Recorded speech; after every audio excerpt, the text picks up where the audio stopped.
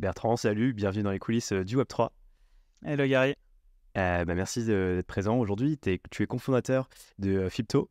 Vous avez levé d'ailleurs 15 millions d'euros début septembre. Donc on va revenir un peu sur cette lancée. Fipto, tu as créé donc, cette nouvelle startup avec des anciens d'Iban First. On reviendra aussi là-dessus. Déjà, est-ce que tu peux commencer par te présenter?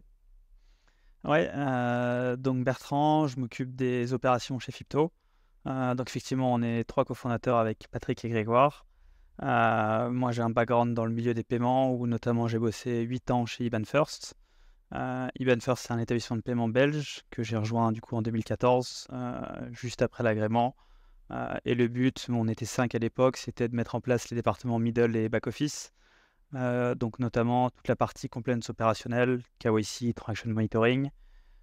Et également, je gérais les systèmes de paiement. Donc ça allait de la connexion avec les banques, liquidity provider ou autres, à la partie plus technique de, au début, écrire des paiements à la main, essayer de comprendre comment ça fonctionnait. Donc j'ai fait ça pendant pas mal de temps. J'ai aussi fait de la conformité. Donc j'étais nommé auprès du régulateur. J'ai même passé une certification en Belgique qui est obligatoire pour pouvoir diriger la conformité de banque. Donc j'ai fait ça pendant quelques années également.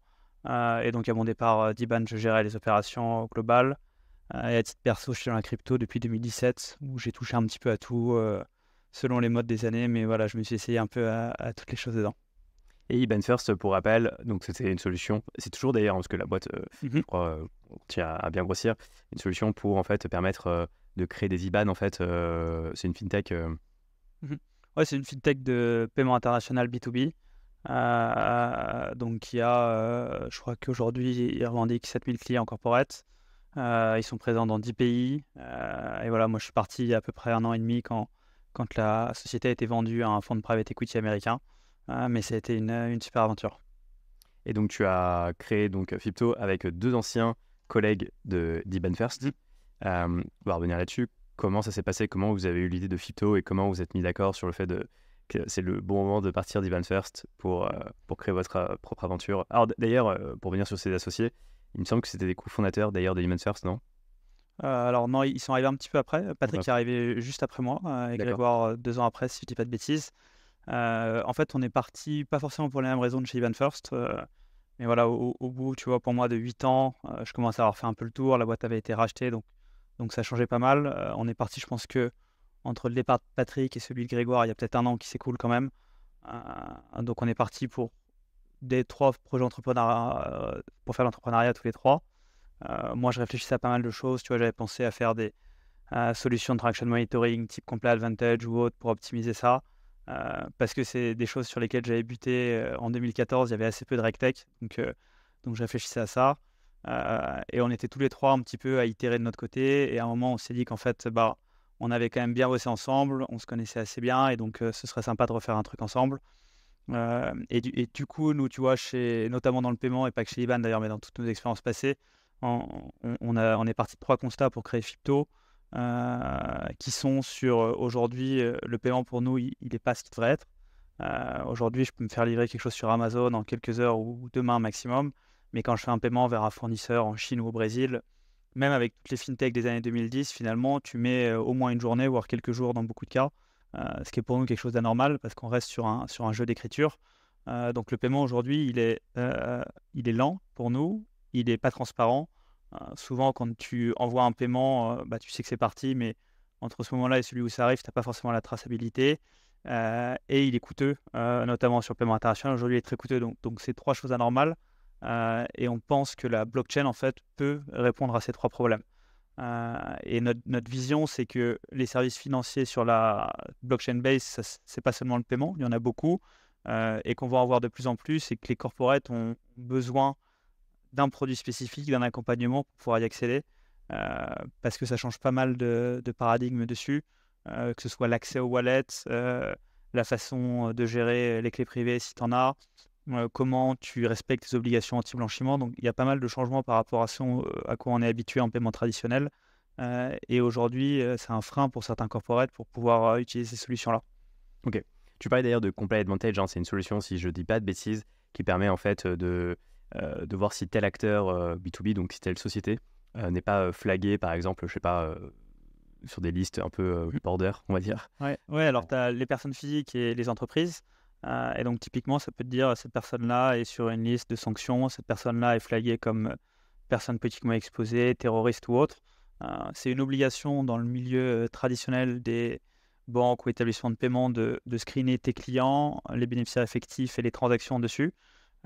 Sur les cryptos, la question se pose sur les transactions, puisqu'on n'a pas de nom associé, même si la régulation arrive et avec Travel Rule, on pourra enfin screener.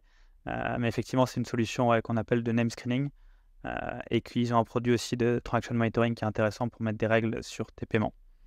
Et donc, pour revenir sur la création de Fipto, donc toi, tu es parti avant tes deux associés d'Iban First, c'est ça? Je suis parti en deuxième. Patrick, il est parti, je pense, à l'été 2021. Moi, j'ai terminé chez IBAN au premier trimestre 2022. Et Grégoire, je pense, il a dû terminer en avril 2022. Et on a créé Fipto. On a commencé courant mai. Et on a fait une première levée de fonds en précis en juin dans la foulée. Et dès le départ de Patrick, vous saviez que vous alliez créer un projet tous les trois? Ou c'était pas sûr? Non, on est vraiment parti sur 3 projets différents au début. Ok. Et après, on s'est reparlé. Mais c'est marrant, tu vois, Patrick, il avait un autre projet, moi aussi. On échangeait bien sûr parce qu'on s'entendait bien pour aider l'autre à débloquer son projet un petit peu, vous donner des tips. Sachant que Patrick, tu vois, lui, et d'ailleurs comme Greg, ils ont fait beaucoup de M&A avant, donc c'est des expériences aussi complémentaires. Donc c'était intéressant d'échanger sur ces sujets. Et à un moment, en fait, on s'est dit, bah, en fait, on a 3 expertises très complémentaires, donc on peut faire aussi un super projet tous les 3. Et donc c'est là qu'on s'est mis à itérer sur qu'est-ce qu'on peut faire également, et c'est là qu'on a eu l'idée de Fipto. Ok. Et par curiosité, toi, c'était quoi ton projet de base sur lequel tu travaillais en Fipto? Moi, c'était vraiment sur la partie transaction monitoring. Ouais. Tu vois, aujourd'hui, quand tu processes des paiements, tu dois mettre toute une série de règles par-dessus pour les automatiser. Tu vois, si tu as un client qui, par exemple, te dit, moi, je vais faire que des paiements vers la Belgique, s'il te fait un paiement vers la Bulgarie qui est d'un montant élevé, finalement, tu as un problème de connaissance client et tu dois avoir une alerte en interne qui va dire, attention, c'est peut-être une fraude et ton client a peut-être un souci ici. Donc, toutes ces règles-là, elles dépendent pas mal de ton métier. Si tu fais du paiement international, du paiement retail ou autre, ça va pas être les mêmes. Et tu as besoin de moteurs qui vont scorer tous les critères pour pouvoir les effectuer. Et donc aujourd'hui, il y a assez peu de solutions sur le marché. Il y a beaucoup de solutions en interne qui sont développées par les banques ou autres.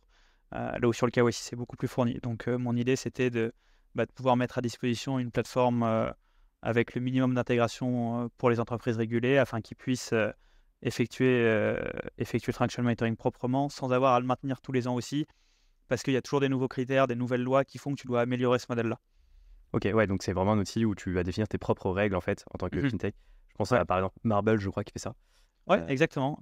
Exactement, Marmel, je leur ai parlé, je suis de près ce qu'ils font. Mais ouais, nous, tu vois, c'est une option aujourd'hui sur ce qu'on va intégrer. Aujourd'hui, on n'a pas déterminé encore l'outil là-dessus, mais on regarde clairement ce qui peut se faire. Ok, très clair. Et comment vous êtes mis d'accord alors sur l'idée de Fipto? Ça a été quoi un peu comment vous avez eu l'idée? Comment vous vous êtes dit, ok, là on tient quelque chose et vous avez validé cette idée En fait, on a travaillé sur pas mal d'idées différentes. À la fin, celle-ci, c'est celle qui nous a le plus convaincus sur le potentiel dans les années à venir. Euh, Nous, on est vraiment convaincus qu'aujourd'hui, il y a des nouveaux outils, que les corporates, il faut leur donner accès, et que travailler sur ce projet-là, c'était vraiment un projet qui avait de l'avenir à horizon 10, 30 ans ou plus, là où d'autres idées qu'on avait pouvaient répondre potentiellement à un besoin aujourd'hui, mais on n'arrivait pas forcément à se projeter sur 5-10 ans ou plus. Ok, très clair. Et à partir du moment où vous avez validé cette idée, où tu disais que vous avez levé des fonds en juin l'année dernière, c'était quoi un peu les... D'ailleurs, vous avez levé combien à ce moment-là en seed en précis? On a levé un petit peu plus de 2 millions. Ok, ouais, donc c'est une bonne seed quand même. Et C'est une précise. ouais, donc c'est une bonne précise. Et à ce moment-là, vous vous êtes dit, ouais, c'est quoi les prochaines étapes pour vraiment lancer le produit Ouais, nous, ce qu'on s'est dit, cet argent-là, on l'a levé principalement pour construire le produit. Donc, on a recruté principalement équipe tech et produit, où on voulait construire tout le core banking, qui soit aussi suffisamment scalable pour éviter, parce que je pense qu'on l'a pas mal vu sur beaucoup de fintech qui sont mises au paiement dès le début, de se retrouver à 10 ans avec finalement un code qui est dur à piloter et où on a du mal à sortir de nouveaux produits. Donc, on a voulu investir très tôt dedans avec un produit qui est API first sur tout ce qu'on fait. Et donc, tu vois, aujourd'hui, on doit être sur, je pense qu'on est plus d'une quinzaine sur produits R&D pour pouvoir faire le produit. Mais pendant un an, ce qu'on a fait principalement, c'est vraiment la construction du produit qui doit pouvoir gérer à la fois des actifs digitaux et des actifs traditionnels. Donc, sur pas mal de points, on doit intégrer 2 providers en fonction de si on est sur de la devise digitale ou traditionnelle. Et donc, il y avait beaucoup de travail niveau tech pour créer ça. Et donc, si je comprends bien, vous avez créé votre propre core banking system pour Fipto, quoi. Pour moi, c'est la première brique. Ce qui est un gros travail. Est-ce que d'ailleurs, tu peux peut-être expliquer ce qu'est un core banking system et ce qui va avec, notamment sur la partie régulation? Oui, bien sûr. Donc cette partie-là, c'est tout le moteur qui va en fait permettre de gérer toutes les transactions des clients. Donc quand tu reçois un virement entrant, une transaction en crypto ou autre, ça va rentrer dans ce système-là qui va la classifier, gérer des comptes internes que nous on offre aux clients, mais aussi les comptes de tes partenaires, parce que souvent tu as des besoins de partenaires pour opérer sur plusieurs devises. Et c'est ce qui va te permettre finalement à tout moment de savoir tel client il a tant d'argent chez moi, moi mon argent il est auprès de ces partenaires-là, je sépare correctement l'argent de mes clients du mien. Donc, tu as toute cette partie tenue de compte et aussi réception, envoi de virement qui te permet voilà, à tout moment de gérer parfaitement l'argent de tes clients. Et pour nous, c'était assez important de le faire en interne. C'est au cœur de notre proposition aussi la partie sécurité dessus. Et pour nous, c'est impensable de ne pas avoir la main là-dessus. Même si on a regardé quand même les solutions qu'il y avait sur le marché, on reste convaincu que le core banking propre, c'est une des grosses valeurs qu'on a et qui nous permet aussi d'être aussi modulable qu'on veut pour intégrer des partenaires dessus. Alors, ouais, deux questions par rapport à ça. La première, c'est finalement, il n'y a pas beaucoup de core banking system sur le marché. Soit il y a vraiment des startups, soit des acteurs, on va dire, assez historiques en place, mais qui ne sont pas forcément à la tête à la pointe de la technologie et donc qui sont parfois difficiles à utiliser. Est-ce que vous vous êtes posé la question justement de faire un espèce de spin-off de Fipto et de commercialiser juste la partie core banking system pour des fintechs Euh, on n'y a pas pensé, je t'avoue. Effectivement, il y a pas mal de solutions sur le marché. Et il y en a peu qui sont assez matures, donc il y a peut-être un marché intéressant. Euh, le point là-dessus, je pense que c'est que la taille totale du marché est pas gigantesque non plus, puisque tu te limites finalement à un certain nombre de fintechs qui veulent potentiellement gérer crypto et fiat en plus. Alors que si on prend le marché du paiement international, par exemple, là, tu as un marché qui est presque infini, en tout cas qui sera dans les années à venir. Donc pour nous, c'était important d'avoir un marché qui a une taille suffisante pour l'adresser. Et tu vois, moi, c'était un de mes points d'ailleurs sur la partie de logiciel de transaction monitoring, où je pense que c'était un de mes freins de me dire, vu le nombre d'établissements de paiement monnaie électronique qu'il y a en Europe, finalement, tu arrives quand même sur un nombre assez fini et c'était moins intéressant. Ouais, donc la taille des marchés comme vraiment élément décisif dans la prise de décision. Et par rapport à ce core banking system, en parallèle, j'imagine que vous avez dû avoir ce qu'on appelle un peu l'agrément, donc vraiment être dans les clous, on va dire d'un point de vue réglementaire, pour pouvoir être considéré comme un core banking system. Comment ça s'est fait? Parce que j'imagine qu'il y a un peu un délai incompressible pour avoir cet agrément. Ouais, alors en plus, nous le point qu'on a, c'est comme on gère de la devise classique et crypto, on a la chance d'avoir 2 processus régulatoires minimum. Donc sur la partie actifs digitaux, on est PSAN depuis mars, ce qui nous permet de faire la custody pour nos clients, aussi de recevoir ou d'envoyer des cryptos. Et sur la partie monnaie traditionnelle, on est en cours d'agrément d'établissement de paiement qu'on n'a pas encore à ce jour, mais voilà, on est en cours pour l'avoir et on a des solutions alternatives pour travailler entre-temps. Mais voilà, pour nous, le but, c'est clairement de l'avoir rapidement. Et aussi, voilà, on est en process dans d'autres pays actuellement où on a lancé les process régulatoires. Autant établissement de paiement, une fois que tu l'as, tu peux travailler en Europe. Sur la partie PSAN, c'est qu'en France, ou en tout cas pour démarcher du client. Il faut attendre MiCA pour le passeporter en Europe. Et dans les autres géographies, ça va être au cas par cas sur la réglementation locale. Mais on a initié, notamment nous, la partie US déjà, où on est en train de demander les licences. Ok. Et d'ailleurs, j'ai vu que vous aviez le statut de DASP. Est-ce que tu peux réexpliquer ce que c'est? Oui, alors c'est celui que je mentionnais en PSAN. Ah, c'est PSAN, c'est la même chose. Ça dépend de la langue dans laquelle on le prend. Mais Ok. effectivement, aujourd'hui, c'est un statut qui est dans chaque pays, qui est déterminé par chaque pays. Nous, on a fait le choix en France parce qu'on est en France aujourd'hui. La plupart de l'équipe est en France. C'est un régime qui est très avancé au niveau européen. et notamment, voilà, on a tendance à dire que Mika est assez proche du PSAN. Donc pour nous, c'est intéressant d'avoir déjà un régime qui est proche du régime européen vers lequel on va vouloir tendre.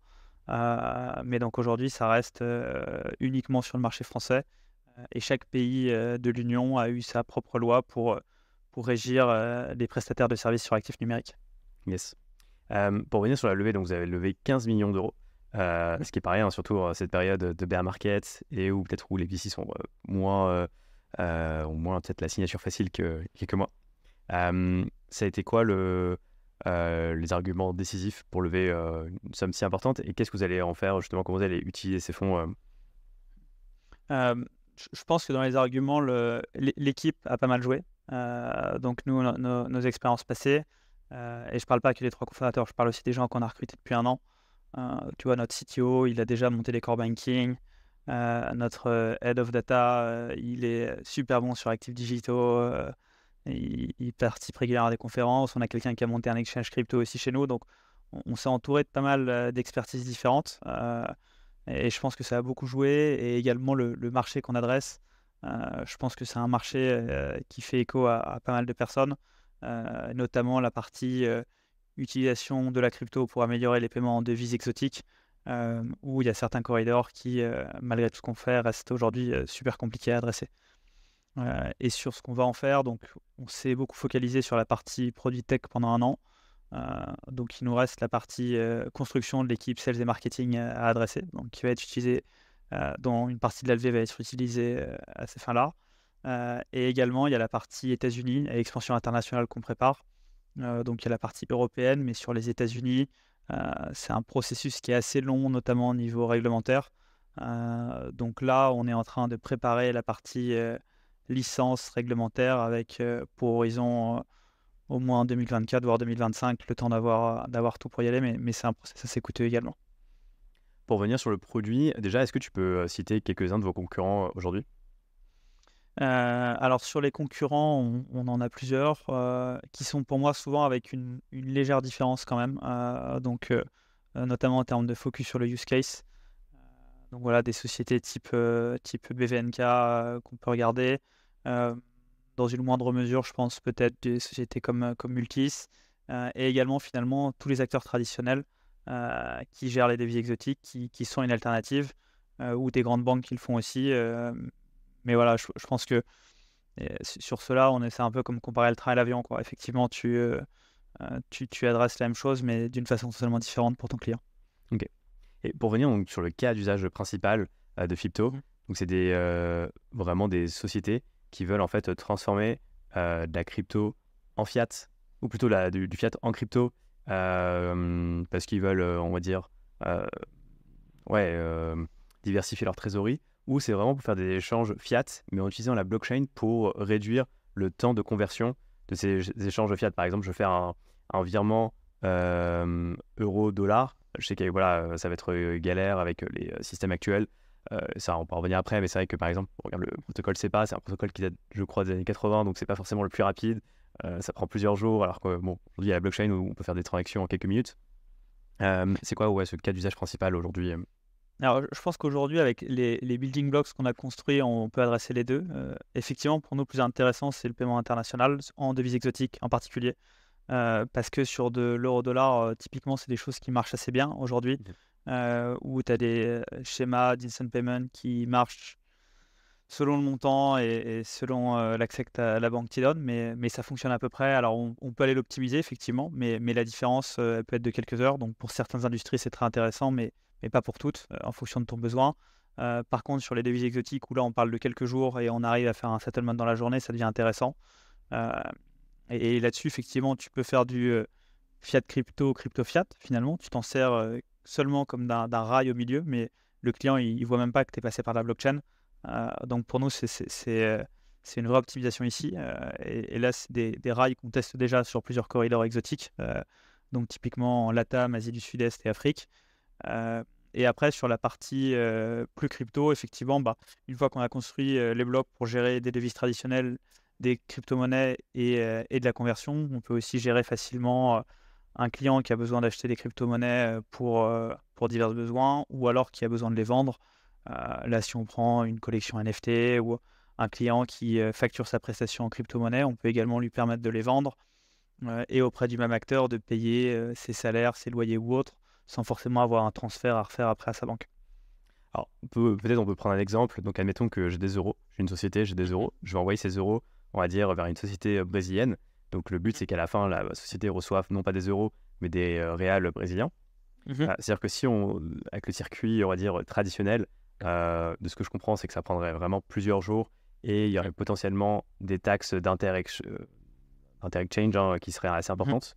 Et là, l'idée, finalement, ce serait, corrige-moi si je me trompe, donc les euros, on va dire, vont être convertis, je ne sais pas, par exemple, disons en USDC, on va dire. Et ensuite, ces USDC, donc pour rappel, l'USDC, c'est un des principaux stablecoins, et donc c'est une crypto, on va dire un crypto-dollar, donc qui réplique la valeur du dollar. Et donc, mes euros seraient transformés en USDC, puis les USDC, en fait, seraient retransformés en réal brésilien, par exemple. Oui, exactement. Et alors nous, sur la devise au milieu, on est plutôt agnostique. Ce qu'on va regarder, c'est qu'on a certaines règles de conformité où on ne veut pas passer par certaines devises au milieu pour des choix et pour nos relations avec le régulateur. Comme légal, par exemple. Le Monero, tu vois, c'est compliqué au Oui. niveau de l'anonymisation. Donc il y a quelques devises. Et après, il y a un point qui est important aussi, c'est est-ce qu'on est capable de faire les screenings suffisants on-chain? Est-ce qu'il y a de la liquidité, si on veut l'acheter et le vendre ou pas? Donc finalement, ça nous limite à certaines cryptos. Et donc ça, effectivement, c'est un des cas d'usage. Et également, le point intéressant, c'est qu'il y a de plus en plus de corporates. Nous, de notre Product Discovery, on sait qu'aujourd'hui en France, tu as plus de 2000 corporates français qui payent des fournisseurs directement aussi sur des wallets crypto. Donc c'est-à-dire que tu n'as même pas la patte change locale, où ici, les fournisseurs sont OK pour conserver de la crypto et la réutiliser plus tard, ce qui accélère encore plus le paiement. Ok, ouais, effectivement. Soit en fait, donc, ce que je viens de dire, euro, USDC, réal brésilien, ou juste euro, USDC, c'est tout. Exactement. Et que ce soit dans l'un ou dans le deuxième scénario, comment ça se passe? Comment vous trouvez en fait la liquidité? Est-ce que vous êtes connecté à des fournisseurs de liquidité, à des plateformes d'échange? Ouais, alors nous, sur la partie, on est connecté à des fournisseurs de liquidités qui peuvent être des exchanges ou des market makers. Donc on en a typiquement plusieurs en Europe. Et sur la partie locale, là, on va aller voir des prestataires du même type, mais qui sont implémentés localement, qui vont nous permettre de faire ces opérations-là, et également un partenaire pour faire, quand on est sur l'exemple du BRL, pour faire le paiement local aussi à un tiers. Donc il nous faut du partenaire local, ou dans chaque pays, ou dans chaque zone géographique, parce que souvent, sur certaines zones, tu peux avoir un partenaire qui te donne un accès à plusieurs devises d'un coup. Ok. Et ouais, comment ça se passe de manière générale? Parce que j'imagine que vous devez être compétitif, on va dire, sur. Parce que dans le cas que je citais, par exemple, donc euro, USDC, donc réel brésilien, c'est-à-dire qu'il y a déjà deux transactions. Donc il faut trouver à chaque fois un prix très correct. En plus, il faut payer les fees sur les échanges. Et j'imagine que vous vous engagez sur la transaction quand je passe directement de euro à réel brésilien, que ce soit un prix vraiment compétitif et qu'il y ait une très faible commission. Et comment vous arrivez justement à trouver ce chemin, on va dire? Alors là-dessus, effectivement, plusieurs points. Le premier, c'est que ces corridors-là qui sont compliqués, souvent, ils sont très chers. Si tu regardes ce que tu vas payer quand tu envoies des dollars aux États-Unis et par rapport à ce que tu payes quand tu envoies des réals au Brésil avec ta banque, le pourcentage n'est pas du tout le même. Donc on parle pas de la même comparaison. Et nous, après, en tant qu'institutionnel, on a accès à des prix qui ne sont pas les mêmes, tout simplement parce qu'on leur apporte aussi plus de volume à ces partenaires-là. Donc on obtient des prix qui sont beaucoup plus faibles et qui nous permettent d'avoir des super prix aussi pour le client. Même s'il y a effectivement 2 fois le coût. Voilà, si je te donne quel est 2 fois le coût dans une banque traditionnelle ou même 1 fois le coût qui paye pour un change, tu verras que c'est pas gigantesque, donc c'est pas forcément un frein pour l'offre client derrière. Sachant que nous, ce qu'on veut mettre en avant au-delà du prix, c'est surtout la partie rapidité. Le prix, c'est toujours bien effectivement d'avoir un meilleur prix. À terme, on espère que c'est drivé vers le bas quand même, mais on l'a vu sur le marché du FX, là où tu payais très cher quand tu faisais un virement vers l'étranger avec une banque traditionnelle il y a 10-15 ans. Aujourd'hui, on est plutôt dans la même situation. Ça a beaucoup chuté et ça reste des prix qui sont abordables pour tout le monde. Et juste pour avoir un ordre d'idée, aujourd'hui, quand je passe par une banque traditionnelle ou un acteur, une fintech, pour faire, toujours prenons le même exemple, échanger des euros, enfin envoyer des euros et mon destinataire reçoit des réals brésiliens, c'est à peu près quoi l'ordre de grandeur en termes de fees? Sur de la banque traditionnelle, on va être sur plusieurs pourcents à peu près. Ok. Et sur de la fintech, ça dépendra si tu en trouves une qui est spécialisée sur le BRL ou autre, tu peux aller plus bas, mais voilà, ça reste super élevé. Ouais, donc on reste sur quelques pourcents.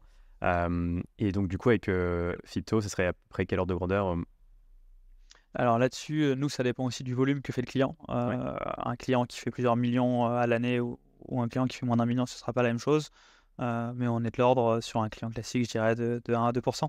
Ok, très clair. Et pour revenir aussi sur un autre point, c'est le rebranding. Alors moi, quand j'avais connu Fipto, ça s'appelait Numias.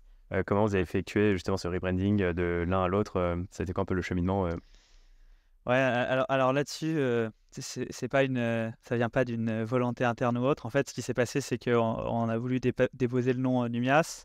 Ouais, On a été contesté par une société qui s'appelait Numis au Royaume-Uni, qui faisait les services, je pense plutôt proches, M&A, voire banque d'investissement. On a vu que la société était cotée, donc on s'est dit qu'on n'allait pas, heu, s'embarquer dans une bataille avec eux, parce que ça valait pas le coup à notre stade. Donc on a décidé de changer de nom, et en plus, c'est un nom qu'on avait choisi au début. Là, le nouveau nom, on a pu, finalement faire participer tous les gens de l'équipe aussi pour revoter, tester un peu des gens à l'extérieur aussi, donc c'était une belle expérience. Et pour la petite anecdote, le jour où on a annoncé le rebranding, on a vu que Numis avait été racheté par, je sais plus si c'est Deutsche Bank ou Barclays, mais voilà, le même jour, ouais, on a eu ça, donc on aurait presque pu garder l'ancien. excellent. Ouais. Bon, après, j'imagine que c'est beaucoup moins problématique de changer de nom quand tu n'as pas encore de clients Mmh. que quand tu es déjà bien établi. Tu dois un peu. Ouais, exactement. Et en fait, le premier nom, on l'a fait au tout début, on n'a pas pensé charte graphique ou autre, on l'a fait très rapidement. Ouais. Là, finalement, au bout d'un an, c'était un bon moment pour aussi, étudier ces sujets-là. Et effectivement, tu as raison, on n'avait pas de millions de personnes qui nous suivaient, qui allaient perdre notre trace, donc c'est bien de le faire assez tôt, ouais. Alors, c'est toujours une question que je me pose et que je ne pose jamais, c'est à quoi correspond ce nom? Comment vous avez eu Mmh. l'idée? Enfin, est-ce qu'il représente quelque chose ou c'est juste un peu un nom au hasard Non, alors ici, Fipto, on l'a choisi parce que c'est la contraction, des mots fiat et crypto. Ça marche aussi avec finance et crypto d'ailleurs, on peut donner les 2, mais à la base, c'est pour ça qu'on l'a choisi parce qu'on voulait vraiment, unifier un peu les 2 mondes et proposer des solutions dans les 2, donc on trouvait que ça se mariait bien. Et aussi, voilà, on avait d'autres critères, donc disponible en .com, pour nous, c'était important. On voulait pas qu'il y ait de référence à la crypto explicite dans le nom, tu vois, type Bit ou autre, parce que, d'expérience, pour avoir fait ça longtemps, tu peux être flagué, par des banques ou autres quand tu fais des transactions. Donc on a voulu que ce soit le plus simple possible. Ok. D'ailleurs, c'est quoi vos relations aujourd'hui avec les banques Aujourd'hui, nous, on a plusieurs partenariats. Effectivement, quand tu es prestataire, de services sur actifs numériques, tu as pas la même possibilité de banque avec lesquelles tu pourras travailler. Il faut bien prendre en compte ce paramètre-là. Heu, Moi, ça a été longtemps mon travail de gérer la relation bancaire, donc j'avais l'habitude de faire ça. Donc on est directement allé vers des banques où on savait que le fait de dire qu'on avait une société qui faisait de la crypto ne serait pas un problème. Donc aujourd'hui, on a plusieurs comptes, on est assez robuste de ce point de vue-là. Mais on a toujours, plusieurs process d'onboarding en cours, parce que d'expérience, tu peux toujours, avoir une banque qui, du jour au lendemain, a plus envie de travailler avec toi, parce que leur stratégie interne change, parce qu'ils, deviennent crypto-adverses. Donc c'est un sujet très important pour nous de les diversifier au maximum et d'entretenir de bonnes relations avec elles. Ok. Parce qu'on parle de banques parce que vous travaillez avec des banques. De quelle manière d'ailleurs? Parce que aujourd'hui, vous permettez à vos clients de créer des IBAN finalement, donc ils peuvent créditer en fait leurs Mmh. IBAN avec des devises, donc de Mmh. l'euro, du dollar. Et c'est dans cette logique-là où vous êtes obligé en fait d'avoir des Mmh. partenariats avec des banques pour proposer ces IBAN, c'est ça? Ouais, exactement, sur cette partie-là. Également sur, tu vois, quand on fait un paiement dans une devise locale, en exotique, c'est une monnaie locale avec laquelle on doit travailler. Et aussi nous, pour nos comptes, d'opération, on a des comptes, sachant que sur les comptes pour les opérations des clients, on considère que pour avoir une solution, fonctionnelle, il nous faut au moins, une redondance d'un partenaire sur chaque service qu'on offre. Mhm. Ce qui nous permet de pouvoir en débrancher un, rebrancher un autre, ou avoir les 2 en live branchés en même temps à tout moment. Pour pas avoir un risque dessus qui est un point très important. Et donc tu parlais de devises exotiques, donc j'imagine que vous avez des partenariats avec des banques dans le monde entier. Donc j'imagine que c'est beaucoup de partenaires bancaires, non? Alors aujourd'hui, il y en a pas assez. Bon, après je te dirai peut-être la même chose dans 10 ans qu'il y en a pas assez. Mais effectivement, on doit avoir des partenaires un peu partout. Tu vois, moi typiquement, j'ai mon épouse qui est mexicaine et quand je vais aller au Mexique à Noël, bah, je vais passer quelques temps pour aller voir des partenaires locaux à Mexico City. Donc, effectivement, on essaie d'en maintenir un maximum, c'est assez important, ouais. Ok. Et par exemple, bah, prenons le cas du Mexique. Si par exemple, vous n'avez pas encore de partenaire bancaire là-bas et que par exemple, il y a des clients de Fipto qui veulent faire des virements vers le Mexique, comment ça se passe si vous n'avez pas les partenaires Alors, dans ce cas-là, nous, ce qu'on peut leur proposer, c'est de le faire uniquement en crypto. Ok. Et après, à eux de voir sur la part change crypto pour peso. On peut éventuellement les aider aussi, mais pour nous, l'offre, elle est assez incomplète. Si on n'a pas cette partie-là, il Hmm. nous faut vraiment les deux parties. Ok. Donc là, vous êtes déjà des partenariats bancaires avec plein de pays, j'imagine. On en a quelques-uns, effectivement. On a 3 pays dans le LATAM qu'on peut servir. Là, sur l'Afrique, on est en train de tester le flux. Et également, Asie du Sud-Est, on a quelques pays sur lesquels c'est en cours. Ouais. Ok, très clair. Et juste pour comprendre, parce que c'est vrai que j'ai l'impression qu'il y a peu, comme tu le disais tout à l'heure, hein, il y a deux usages. Le premier, c'est vraiment quand tu fais des échanges fiat à fiat en passant par la blockchain, mais en fait, la blockchain, j'ai envie de dire qu'elle est invisible. Comme l'exemple que je prenais de euro à réal brésilien en passant finalement par l'USDC, le crypto, mais c'est invisible. Et des échanges vraiment fiat à crypto. Euh, Dans le premier cas, j'ai l'impression que finalement, c'est une cible qui est très large, parce qu'en fait, l'utilisateur, lui, il s'en fout limite qu'il y ait de la crypto pourvu que ces échanges soient rapides. Alors que dans le deuxième, bah, c'est vraiment un utilisateur, on va dire, vraiment de crypto, parce qu'il veut vraiment échanger ses devises contre fiat, contre de la crypto. Vous, aujourd'hui, donc, qui est plutôt votre cible? C'est plutôt la première ou la deuxième cible?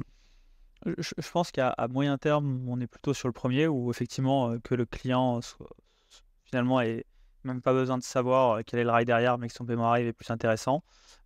Après, sur le deuxième, en fait, aujourd'hui, il y a des corridors où c'est tellement compliqué de le faire que finalement, ils sont prêts à passer aussi sur de la partie crypto sans être crypto natif ou une boîte Web3.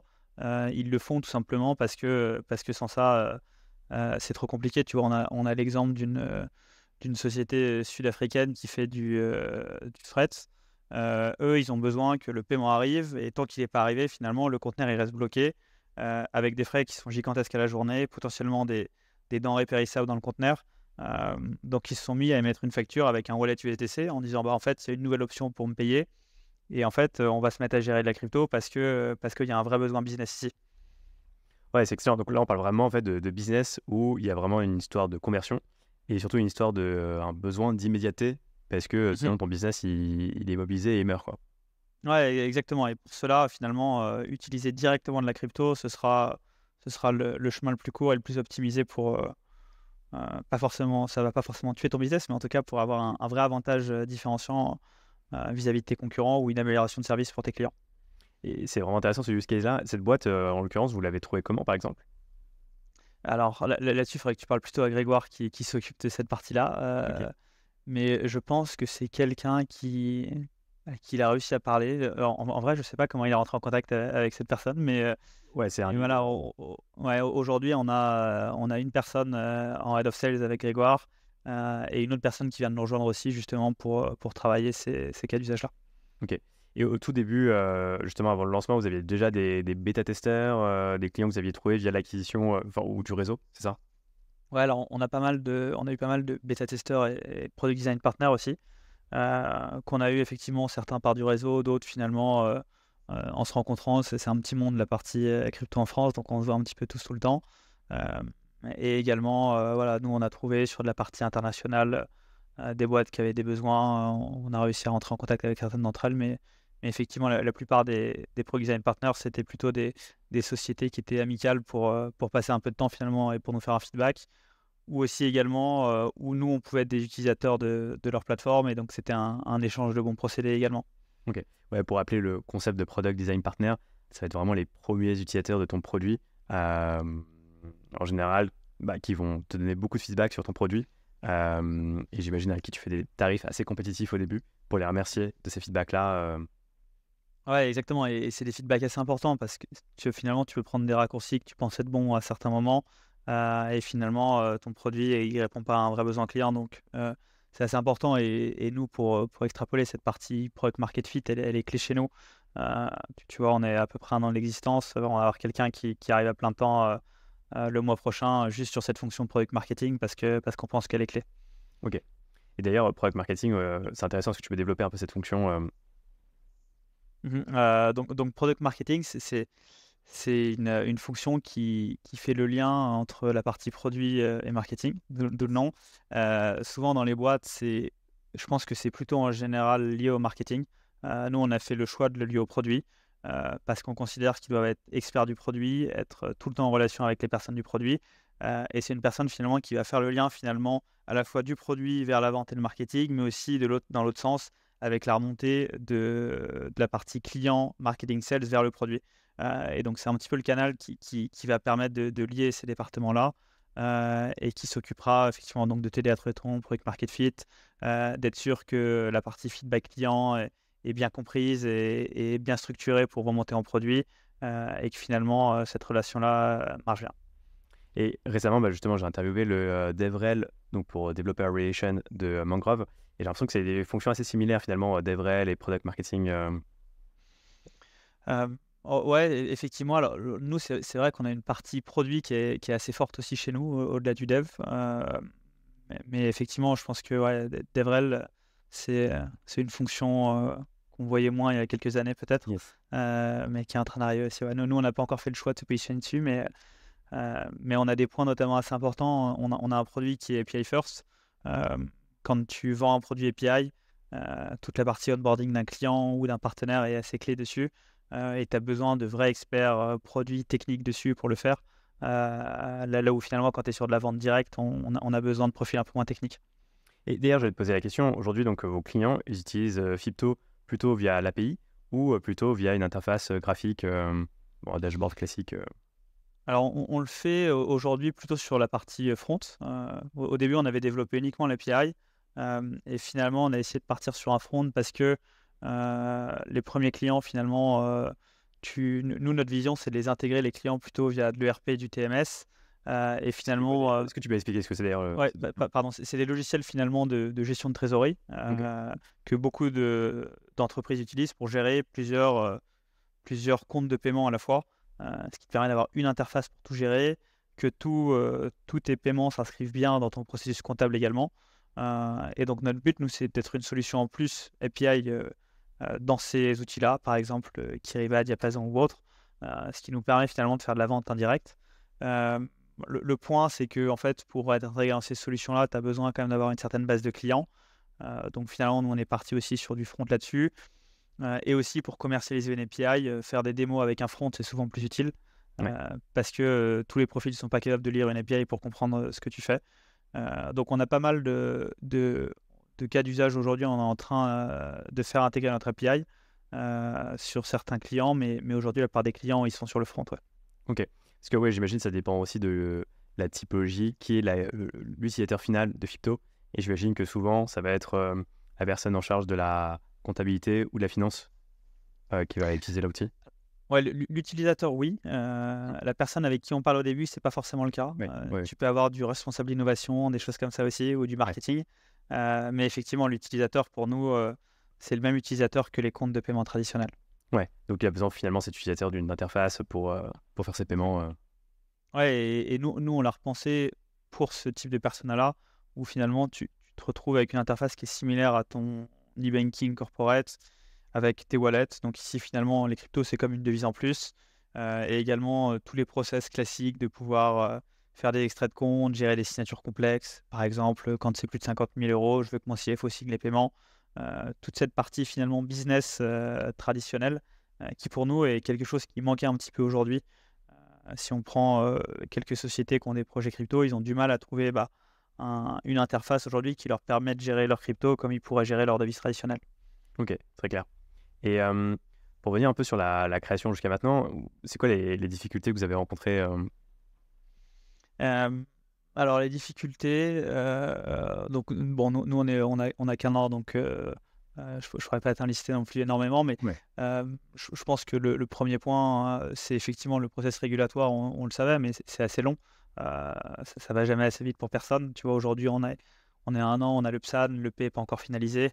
On a d'autres demandes qui sont en cours, donc on sait que c'est quelque chose qui va rester une partie de notre focus. La construction de l'équipe, je pense qu'on est plutôt assez satisfait là-dessus. On a mis un peu de temps à avoir toute la core team, mais maintenant on a à peu près toute la liste des profils dont on avait besoin, donc on est assez content dessus. Maintenant, on a une bêta du produit qui est live, la V1 qu'on va sortir normalement le mois prochain, je pense à peu près, où on considérera qu'on a atteint le premier gros milestone. Mais non, on n'a pas eu de grosses difficultés, plutôt du classique qu'on peut avoir sur toutes ces sociétés financières aujourd'hui, mais voilà, on ne se plaint pas d'avoir eu des gros problèmes. Ok. Et tu peux en dire un peu plus sur les prochaines actualités de Fipto? Oui, bien sûr. Donc, la prochaine partie, ça va être la partie API sur la conversion le mois prochain. Donc, que tu puisses dealer entièrement en API la partie conversion aussi, qui est assez importante. On a également l'intégration de wallets tiers qui arrive. Donc, si aujourd'hui j'ai un wallet, je ne sais pas, USDC chez Fipto, mais que pour une raison XY, j'ai un wallet USDC ailleurs, finalement, dans l'API ou dans le front de Fipto, je pourrais aussi surveiller mon solde et mes transactions sur mes autres wallets, ce qui me permet potentiellement d'avoir une vue consolidée sans devoir me connecter à chaque outil. Après, il y a l'intégration, de tous les partenaires dans les pays exotiques, effectivement. Et donc, tu vois, comme je te le mentionnais, comme ce n'est pas un partenaire pour tous les pays, on a du travail d'intégration sur chaque. Et je pense que les points importants aussi, ça va être la travel rule, l'intégration du partenaire. On va intégrer un partenaire dessus, on va être plutôt en avance là-dessus. On a déjà préparé le travail en demandant certaines données aux clients, un petit peu en amont. Mais on va devoir en intégrer un autre. Et pour nous, la compliance, c'est au cœur de notre offre. Quand tu t'adresses à des sociétés, c'est important d'être super robuste en termes de conformité, surtout dans l'univers crypto. Et donc, on intègre pas mal de partenaires là-dessus, où on passe beaucoup de temps à être sûr qu'on reste au top sur la partie conformité. Ok. Et une dernière question, Bertrand, ce serait quoi le conseil aujourd'hui que tu donnerais à quelqu'un qui veut lancer un projet blockchain? Ça, c'est une bonne question, ça. Je pense que le premier, c'est bien vérifier sa taille de marché, qui est super important. Si on regarde aujourd'hui sur les projets blockchain, il y en a certains où la taille de marché a fondu, en tout cas depuis quelques mois. D'autres où elle s'étend énormément. Donc c'est le premier point super important, de regarder s'il y a un marché et un marché déjà aujourd'hui. Et dans 5-10 ans aussi, selon ce qui se passera. Mais je pense que c'est le point le plus important. Ouais. Super conseil. Merci beaucoup, Bertrand. C'était très cool d'en savoir plus sur Fipto. Et ouais, je te souhaite une belle continuation là pour les prochains mois. Et bravo encore pour la levée. Merci Yari, avec plaisir.